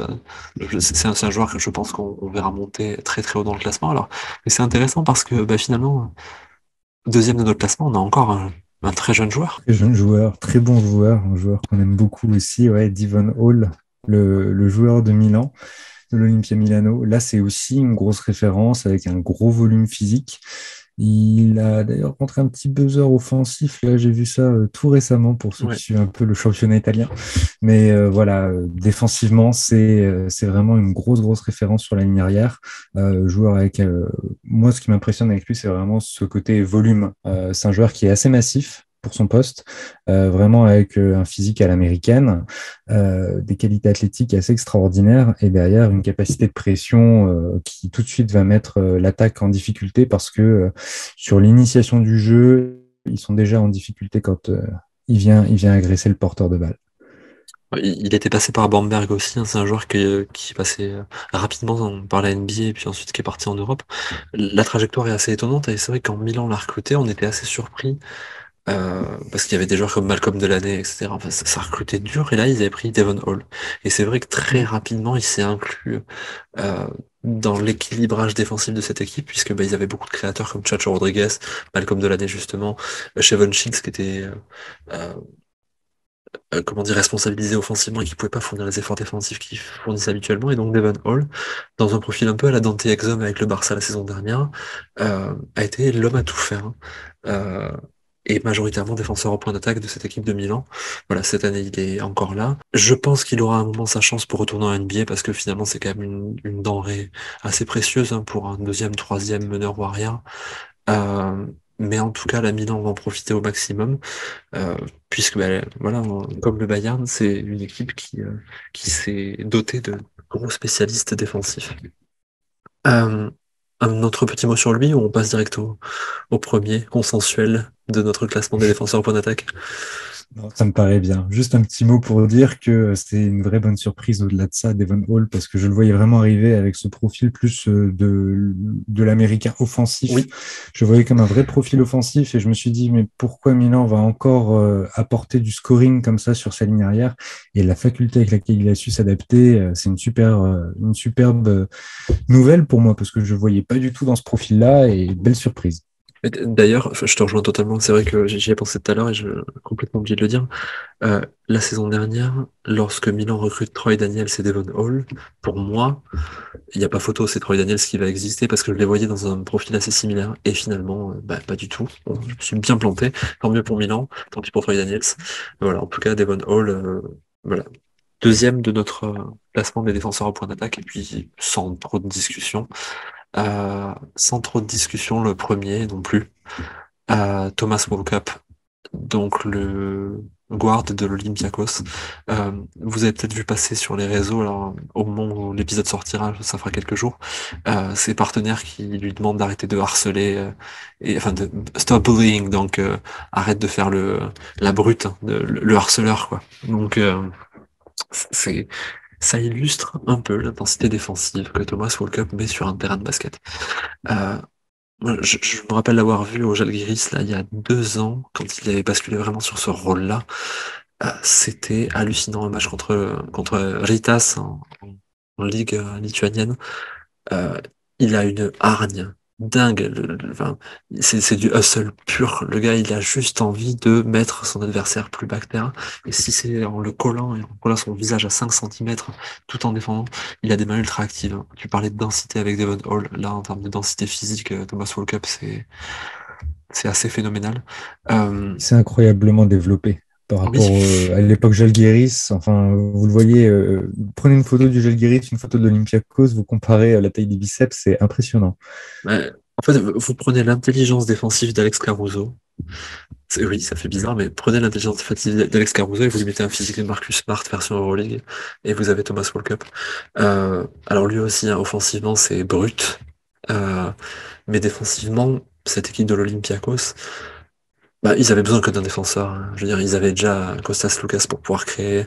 Euh, et ils avaient déjà Tyler Dorsey pour porter la balle. Et ils avaient besoin d'un garçon comme Thomas Walkup qui a réussi sa mission, c'est-à-dire venir colmater un petit peu les difficultés qui peuvent bah, être structurelles aussi à l'Olympiakos, hein, parce que bah, l'Olympiakos, pour exister, a besoin de Kostas Lukas, forcément. On l'a vu hein, sur l'aspect clutch, mais aussi sur l'articulation offensive, c'est le premier initiateur. Mais Kostas Lukas peut pas garantir un apport défensif suffisant en ayant le volume de création qu'il peut avoir, donc Thomas Walkup venait combler ça. Euh, et en ça, mission accomplie. Mais on parlait de colmatage. euh, il y a aussi à l'Olympiakos des joueurs qui, off-ball, sont venus apporter justement ben, leur pierre à l'édifice. On est vraiment sur des métaphores de maçon, c'est un régal. Euh, Yanis Larenzakis, alors vous l'avez vu prendre feu comme Klay Thompson là, sur le premier match, enfin, sur le match contre le Barça, à notre grand plaisir et au grand désarroi des Catalans.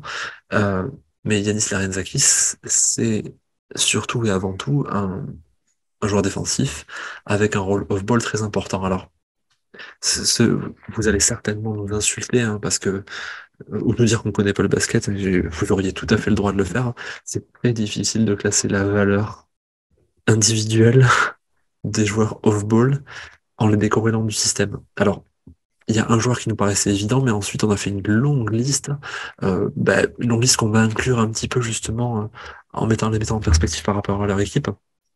Euh, alors, ce joueur off-ball, c'était un défenseur au point d'attaque, mais on en a parlé beaucoup, toi et moi, Mathieu, et, euh, et on a vu tous les deux les matchs du Fener, et on l'a vu justement dans son positionnement, la manière de s'intercaler, la position de son corps, de ses bras, euh, être toujours sur finalement une position, une adaptation qui permet à son équipe de mieux défendre, et ce joueur-là, c'est donc Calates. voilà. Alors, Nick petit point de Calates. culture, Calates qui veut dire panier en grec. C'est quand même assez fou. C'est magnifique. Mais on avait Michael j'ai la balle, nous. C'est pas mal aussi. C'est mieux, c'est mieux.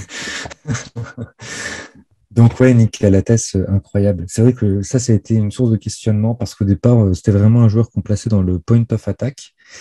Et en fait, quand on a commencé à étoffer notre liste de joueurs spécialistes du point d'attaque, on s'est rendu compte que c'était peut-être pas le meilleur pour ce qui allait être du passage d'écran ou la gestion de la défense sur du pick and roll s'il allait devoir s'avancer très haut.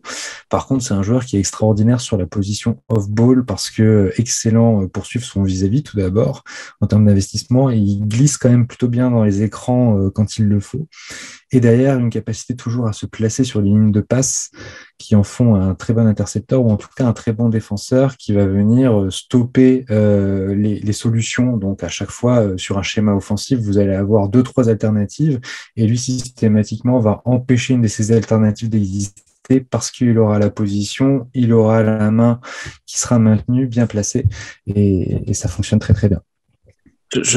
Pendant que tu parlais, je réfléchissais à une manière bah, justement de les classer parce que, à l'exception de Nick Calates, qui pour nous est à ce jour en tout cas numéro un sans trop de discussion, les autres c'était difficile. Il y a un terme que j'aime beaucoup, moi, c'est celui de playmaking défensif.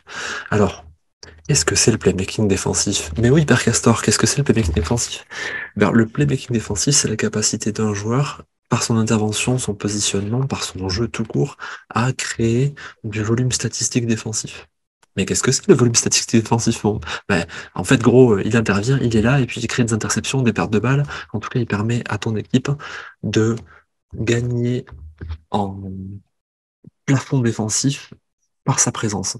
Le playmaker défensif ultime, c'est Draymond Green, typiquement. En NBA, un garçon comme Ricky Rubio est un playmaker défensif important puisqu'il vient générer des pertes de balles, euh, à divers aspects, hein, mais finalement, est-ce que ces défenseurs off-ball, puisque bah, ils sont sortis du match-up avec le porteur de balle, on peut pas considérer que si ils créent un playmaking défensif, finalement, ils jouent leur rôle. En tout cas, Si, Calates entre dans cette catégorie-là. Et, et alors, moi, je voulais en citer deux qui, pour moi, sont vraiment des joueurs d'élite dans le playmaking défensif. Je vous promets, on est en train d'improviser hein, parce qu'on n'a pas du tout anticipé ça. Donc, si vous nous écoutez, soyez un peu indulgents. Mais pour moi, euh, Fabien Causeur et Nate Walters euh, et à un degré moindre Ocasio Kubaitis sont les joueurs qui viennent créer du playmaking défensif. On avait pensé à Yakuba Ouattara parce que c'est vraiment un spécialiste, mais finalement, il est presque plus sur un rôle de wingstopper ou de point of attack, même s'il est excellent au ball parce que c'est un défenseur d'élite, mais voilà, que des joueurs comme Ocasio Kubaitis, Nate Walters et Fabien Causeur. Euh, alors, on pourra s'étendre un petit peu sur les trois joueurs et encore pas trop, mais Fabien Causeur, pour moi, euh, il y a ces fulgurances offensives là qu'on peut voir à chaque fois qu'on arrive au printemps où en fait il décide qu'il va trancher la gorge du Barça ou gagner l'Euroleague, hein, ça. Mais euh, il a aussi un rôle prépondérant dans la défense du Real Madrid. Sergio Llull, pardon, avait ce rôle de playmaker défensif aussi. Alors il vieillit un petit peu. Rudy Fernandez avait ce rôle de playmaker défensif. Donc finalement, off-ball, c'est des garçons qu'on peut citer, mais à ce jour, bah, du fait de son sens de l'anticipation, de l'importance qu'il a dans un système où finalement il est entouré de stars mais il n'est pas la star, Fabien Causeur, pour moi, mérite une mention très très forte. entièrement d'accord, entièrement d'accord. Puis c'est des joueurs qui ont une capacité par ce playmaking défensif à provoquer du volume, comme tu le disais, comme interception. Et le double avantage que tu vas avoir là-dedans, c'est qu'avec un joueur comme ça, tu vas avoir un jeu de relance avec une transition très rapide et souvent un panier facile derrière. Et je vous inviterai d'ailleurs à regarder le Fenerbahçe cette saison parce que ça va courir, je pense, et ça va jouer vite.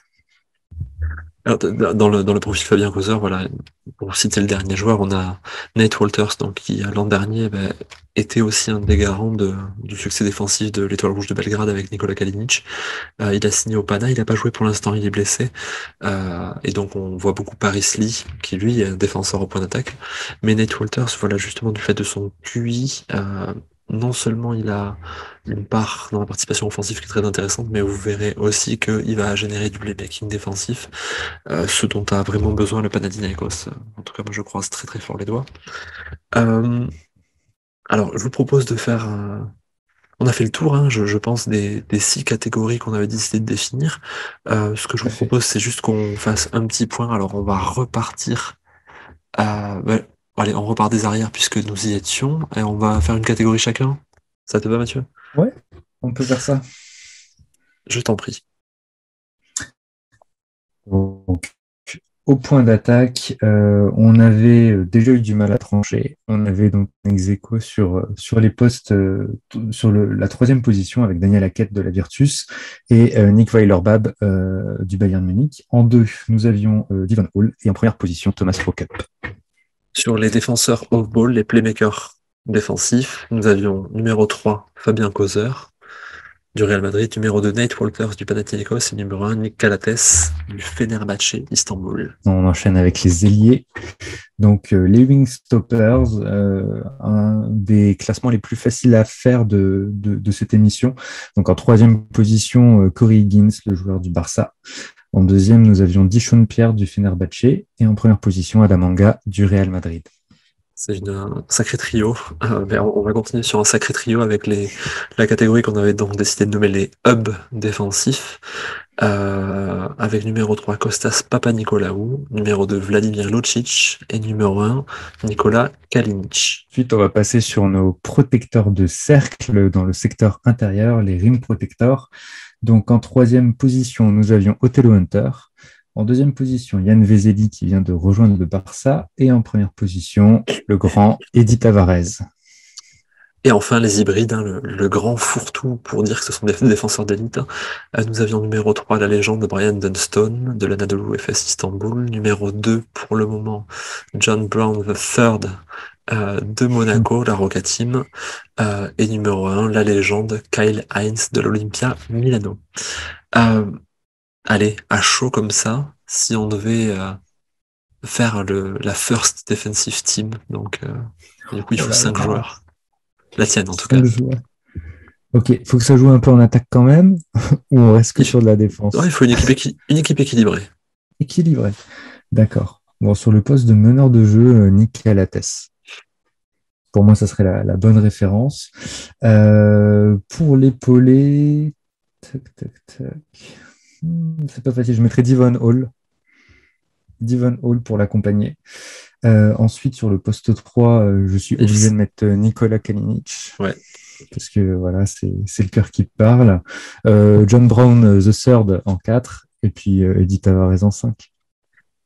Ok, bah ça va pas beaucoup différer, je pense. Je vais avoir aussi Calates en 1, donc sur le rôle de off-ball. En 2, moi je vais mettre Thomas Walkup. Euh, Je le Parce que je savais. pense qu'il, ouais, c'est pas très surprenant, même si ça va manquer de spacing, je te l'accorde. Mais pour compenser mon spacing, bah, moi je vais mettre Vladimir Lucic sur le poste 3. Moins fort que Kalinic, bien sûr, mais dans la mesure où on apporte la densité physique de Thomas Walkup, euh, la légère carence qu'il peut avoir justement sur le défense, enfin, sur la défense en termes de wing stopper, elle est compensée, je pense, par Thomas Walkup. En poste 4, ben, je prends John Brown III aussi, pour toutes les raisons qu'on a évoquées avant. Il est pour moi indispensable à une équipe. Et en poste 5, Walter Tavares, ben, parce que à ce jour, est-ce que c'est pas le meilleur défenseur de Euroleague tout court? J'aurais tendance à dire que oui. Ouais, moi aussi, je pense. Bon, ben, je pense qu'on a fait un tour assez complet. On vous a présenté quand même pas mal de monde. C'est assez dense et on vous a apporté énormément de nouveaux termes. Euh, Si on devait conclure un petit peu là sur cette émission, parce que là on présente pas mal de choses, évidemment on présente les joueurs, mais on l'a dit en préambule, l'idée c'est aussi de pouvoir vous permettre de toucher du doigt des concepts, une organisation, une histoire. Euh, Quelle leçon on en tire là de justement cette évolution des profils sur un petit peu tout, le recrutement, la dynamique? Oh, il y a plein de choses à dire. C'est intéressant. Moi, c'est une émission qui m'a vraiment fait plaisir à enregistrer parce que ça va dans le sens aussi de l'évolution du jeu. En tout cas, c'est comme ça que je l'ai vu. Quand j'ai commencé à regarder l'Euroleague, on devait être au milieu des années 2000. Je me souviens que c'était des scores du type 58-52, des scores ultra réduits. Et pour moi, c'était simple. Dans ma tête, c'était NBA, c'est l'attaque, et Euroleague, c'est la défense. Et puis avec le temps, ça a beaucoup évolué. On a vu de plus en plus de jeux d'attaque. Il y avait cet aspect aussi dans le jeu où finalement le défenseur, c'était souvent du 1 contre 1. Donc le meneur, pour être un bon défenseur, il devait bien défendre sur le meneur adverse C'est vrai. et l'ailier devait faire pareil sur l'ailier. Et au milieu de tout ça, on avait une Atipi, c'était un joueur qui enchaînait les titres de meilleur défenseur d'Euroleague, c'est Dimitris Diamantidis, qui était le profil couteau suisse, capable de défendre sur les lignes arrières ou dans le secteur intérieur, il savait déjà tout faire. Je pense que c'était un joueur un peu anachronique et finalement en avance sur son temps. Et donc là, ce qu'on a essayé de faire sur cette émission, c'était vraiment de vous proposer cette évolution-là parce que je pense aujourd'hui que les adaptations stratégiques des coachs ne sont plus tellement sur le jeu d'attaque, qui est quand même assez bien développé aujourd'hui, mais vraiment sur la défense. Et c'est la raison pour laquelle c'était intéressant pour moi qu'on essaie d'étayer tous ces termes-là et un peu mieux comprendre comment aujourd'hui on peut construire une défense élite. Mais je te rejoins complètement. Et puis, alors on a l'exemple en NBA. euh, les attaques sont tellement fortes, sans système structuré, hein. Enfin, on le voit, Rin Ataman, là, qui vient de gagner 2 fois l'Euroleague, il précise bien qu'il n'y a pas de système défini, il y a des philosophies de jeu, mais il est pour la prise de responsabilité, l'autodétermination un petit peu de, de ses individualités. Euh, alors, oui, si on est un puriste, ça peut paraître rébarbatif parce qu'on aime bien les systèmes à la Sarah Jasikevičius, mais force est de constater que ça ne marche pas à ce jour parce que justement les talents sont trop importants. Donc, est-ce que la variable d'ajustement, je reprends ton terme, euh, elle n'est pas la défense? En fait, je crois que la question, elle est vite répondue, comme on dirait. Euh, Si effectivement, tu le disais en introduction, si les deux meilleures défenses de NBA se sont trouvées en finale, euh, il paraîtrait logique que par ruissellement, puisqu'on on retrouve en Europe pas mal de joueurs comme ça qui non seulement ont cette culture-là, mais sont aussi passés par la NBA. Forcément, on retrouve aussi des défenses d'élite et les recrutements vont dans ce sens-là. Et je crois que il faut qu'on sorte de cette dichotomie-là caricaturale de l'Europe c'est la tactique et la NBA c'est le physique. On n'en est plus du tout là. Les règles sont différentes. Les philosophies sont différentes, mais les tendances sont les mêmes. Donc forcément, si vous voulez gagner d'une certaine manière, ben, on a la même manière de gagner des deux côtés de l'Atlantique, hein. Euh, et c'est très bien parce que ça permet aussi des passerelles et que ça permet à des joueurs qui spontanément seraient jamais venus vers l'Europe de pouvoir exister ici et ça permet à des joueurs qui seraient jamais partis aux États-Unis de pouvoir aussi briller là-bas. Si à ce jour les 3 des 5 meilleurs joueurs sont Luka Doncic, Giannis Antetokounmpo et Nikola Jokic, c'est aussi grâce à ça et c'est quelque chose de très positif. Alors là, évidemment, j'ai sur les 3, j'en cite un seul qui est un défenseur, donc je digresse un petit peu, donc je vais revenir. Mais tu parlais de Dimitri Diamantidis, donc il a été 6 fois défenseur de l'année. Ben, à une époque qui nous paraît très lointaine, préhistorique quasiment. Ah, ceci étant, à ce jour, il aurait réussi à exister encore et peut-être à être défenseur de l'année, euh, parce que les intérieurs étaient présents, mais c'est vrai que lui, on parlait de playmaker défensif, lui, pour le coup, playmaking défensif maximal en plus du playmaking offensif. Euh, donc ça nous permettra de continuer ça, de faire des liens vers Diamantidis que les autres joueurs que les autres auditeurs ne connaissent pas forcément, les plus jeunes en tout cas. Euh, Là, c'est vrai qu'on a fait le tour des effectifs. Euh, Finalement, on voit que toutes les équipes qui veulent jouer le playoff se sont renforcées euh, par des spécialistes défensifs, hein. Le Barça avec Vesely, Kalinic, sachant qu'ils avaient déjà des spécialistes aussi. En fait, tout temps a étayé la thèse que tu décris, à savoir, le talent offensif, maintenant il est présent. Il nous faut du playmaking, il nous faut des rôles, etc. Il nous faut des profils, bien sûr, mais ce qui est très important, c'est qu'il nous faut aussi, pour gagner, des profils défensifs spécifiques qui viennent s'inclure dans un système global. Et donc voilà, moi je te rejoins complètement dans le sens où, à ce jour, la bascule pour gagner des titres, hein, elle se fait sur l'ajout de profils défensifs élites, puisque de toute façon, le nivellement de ces 6 équipes offensives, enfin, des prétendants au titre, la marge est infime, hein. Oui, totalement, totalement, totalement. Et là, voilà, quand vous regardez les tops que l'on a pu faire, vous prenez le Bayern Munich, par exemple, vous avez Weilerbab, Lucic, Hunter. Et donc là, on va avoir ces profils-là. On va avoir du point of attack, on va avoir un wing stopper ou un joueur de hub, et puis vous allez avoir un rim protector.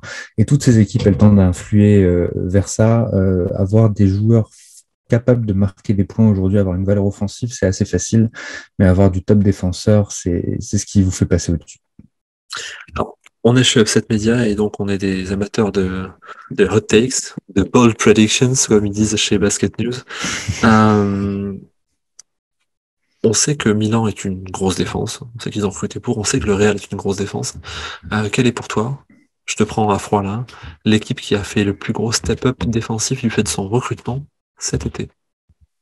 Et qui du coup, potentiellement, pourrait peut-être jouer plus haut que ce qu'on Alors, les imagine. naturellement, je t'aurais dit Barcelone par rapport au nom affiché. Le problème que j'aurais avec Barcelone, c'est le système de Jassikevicius qui conçoit son système et ensuite demande aux joueurs de s'adapter au système au lieu de faire l'inverse. Et donc le risque finalement, c'est qu'un Vezeli, même si c'est un excellent rim protecteur, on ne le verra pas forcément dans ce rôle-là spécifiquement, parce qu'il va falloir respecter le système. Donc je te dirais Monaco. Monaco me hype beaucoup à ce niveau-là parce qu'ils ont du profil extrêmement athlétique. Il y a John Brown qui est un coup de cœur mais phénoménal et qui va combler plein de trous. Donc même s'il y a des défaillances sur certains postes, ça se fera vite oublier. Ils ont de la verticalité. Mine de rien, la ligne arrière, bah, on a dit que Mike James, quand il voulait, il pouvait défendre. Tu as Yacouba Ouattara derrière qui est là aussi pour assurer. Ils ont Alpha Diallo qui est exceptionnel aussi. Non, ils ont un matos incroyable. J'avais les mêmes que toi. En fait, j'avais Monaco aussi. Alors, il y a un biais de mémoire récente aussi, hein, parce que pour le coup, le match contre l'Anadolu FS Istanbul, là, qui s'est joué il y a quelques jours maintenant, euh, il n'y a pas de système offensif. On voit justement une équipe qui prend le pas sur l'autre. Alors, bien sûr, par du playmaking offensif incroyable, mais aussi par du playmaking défensif et un jeu de transition. Monaco qui est hallucinant, hallucinant. Et bravo à Sacha Obradovic d'ailleurs pour le boulot qu'il est en train de faire avec eux. Donc moi oui, effectivement, s'il y a une équipe qui peut step up vraiment, c'est-à-dire qui n'est pas encore établie, qui peut step up vraiment jusqu'à se glisser sur un Final Four, pourquoi pas? Ah bah c'est Monaco. Ce serait super Je... pour le basket français, hein. Ah bah ce serait chouette, ce serait chouette. Euh, alors si jamais il n'y a pas grand-chose à ajouter, je vous propose qu'on s'arrête là sur ce très long épisode. Je sais pas si tu voulais discuter de deux, trois petits trucs en plus. Non, c'est très bien. Je pense qu'on a réussi à brosser l'essentiel de ce qu'on voulait traiter. C'était donc la première de Pick and Talk. C'était un vrai plaisir de partager ça avec toi, Olivier. Ouais, un plaisir aussi alors à préparer et puis à enregistrer. Alors vraiment auprès de vous, chers auditeurs, si voilà, on est friand de vos retours. C'est très important pour nous dans la mesure où on va essayer de pérenniser un petit peu ce format-là. Pas toujours à deux d'ailleurs, on va essayer d'inclure un petit peu de monde, euh, d'inclure de nouveaux thèmes, toujours transversaux. Vous l'aurez compris, l'idée c'est de bien comprendre les choses, mettre en perspective et puis pouvoir partager notre passion. Donc n'hésitez pas à nous faire des retours, aussi négatifs qu'ils puissent être. Et puis, ben moi, Mathieu, je te dis à très vite. Merci beaucoup pour l'opportunité de préparer cet épisode et puis de l'enregistrer aussi. Et puis, les opportunités qui vont s'offrir à nous pour enregistrer plein de contenu. C'est à toi, Olivier. Salut tout le Salut! monde. Ciao. Ciao.